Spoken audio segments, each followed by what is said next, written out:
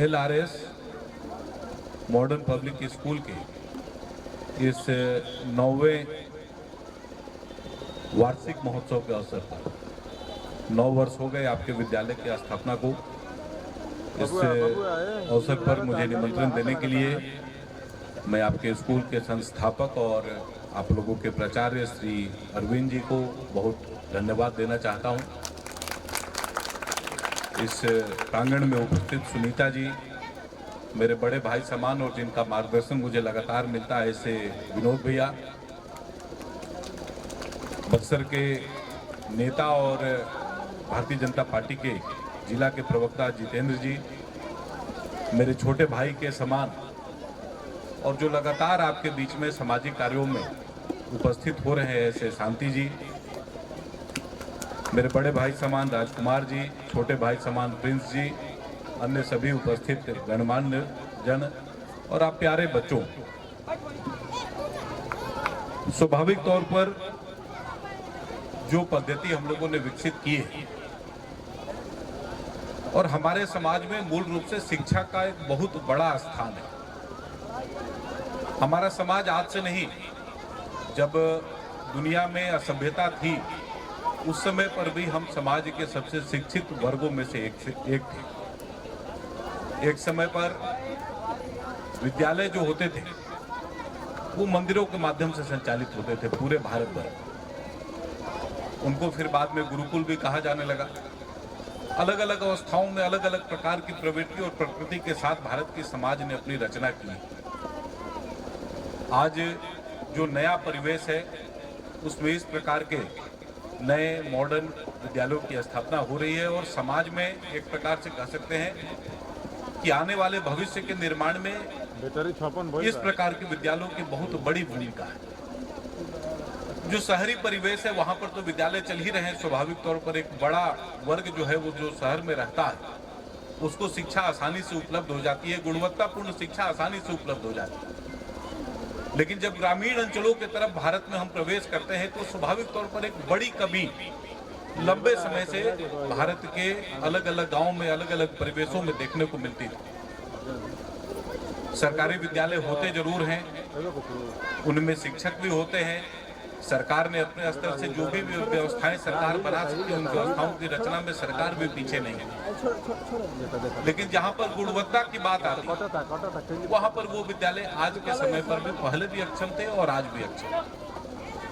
तो समाज के आज ये जो नए किलकारियां यहाँ पर मौजूद हैं, इनको बेहतर शिक्षा देने के लिए इस प्रकार के विद्यालयों की बहुत बड़ी भूमिका है और इस विद्यालय की स्थापना के लिए और इसके कुशल संचालन के लिए मैं अरविंद जी को अपने हृदय से बधाई देना चाहता हूं और धन्यवाद भी देना चाहता हूं कि आपने ये एक प्रकार का प्रकल्प जो यहाँ पर खड़ा किया है। स्वाभाविक तौर पर आज इतने संख्या में बच्चे यहाँ पर उपस्थित हैं। मैं तो देरी से आया हूँ, बहुत देरी से आया हूँ। यहाँ आने का कार्यक्रम लगभग 1 महीना पहले से तय था,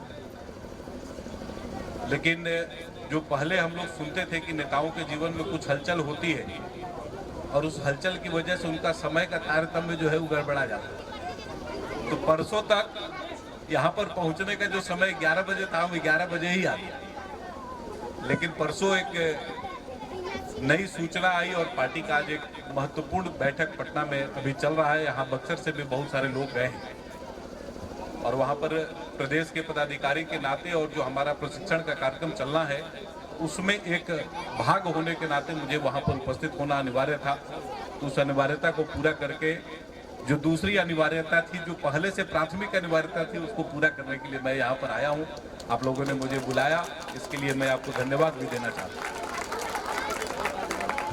यहाँ पर बच्चे बैठे हैं, कुछ बड़े हैं, कुछ बहुत छोटे हैं, कुछ ऐसे हैं जो चीजों को समझना शुरू कर चुके हैं। अपने आसपास जो बदलाव और अपने आसपास, हम अपनी बात मैं करता हूं, हम लोग उस पीढ़ी के लोग हैं जिन्होंने भारत को बदलते हुए देखा। मेरा जन्म 1984 का है। 90 के आसपास भारत की इकोनॉमी खुली। 95 के बाद से भारत में थोड़ा बहुत पैसा आना शुरू हुआ। 2000 तक अटल जी की सरकार के समय पर हम लोग थोड़ा थोड़ा आगे बढ़े थे और 2000 के बाद तो भारत के परिदृश्य में बहुत तेज गति से बदलाव आए। उन बदलावों को एक प्रकार से आत्मसात भी करना है, उनसे कुछ सीखना भी है, कुछ नई चीजों को जानना भी है। और जानने की कई प्राथमिक और कई अन्य अन्य चरणों में आप उसको जान सकते हैं, समझ सकते हैं। शिक्षा का मूलांक इसमें निर्भर करता है कि आप अच्छे और बुरे की पहचान कर सकें।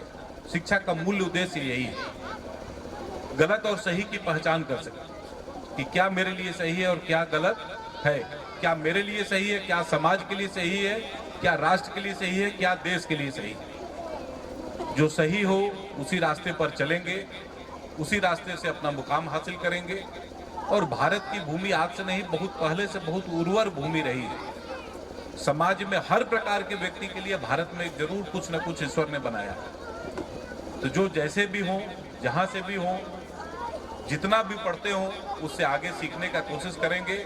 और आपके शिक्षण में इस विद्यालय की एक महत्वपूर्ण भूमिका रहने वाली है। सभी यहाँ पर शिक्षक बैठे हैं, आपके प्राचार्य बैठे हैं। इन लोगों से इनके प्रमुख गुणों का आत्मसात करते हुए समाज आगे बढ़े, देश आगे बढ़े, यही कल्पना है। और यही करने के लिए मैं आप लोगों के बीच में आया था। आप सबों ने इतने लंबे समय तक मेरे लिए इंतजार किया, इसके लिए मैं विशेष आपसे माफी मांगते हुए मैं अपनी वाणी को विराम देता हूँ। बहुत बहुत धन्यवाद।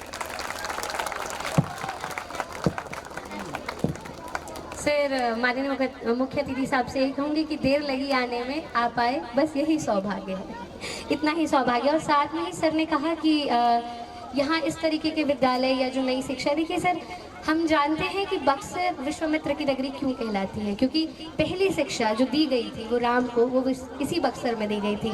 वहाँ विद्यालय खोलना तो बनता ही था, क्योंकि हम इसी भूमि से जन्मे, यहीं की शिक्षा लेके गए, तो हमें शिक्षा देना तो अनिवार्य था।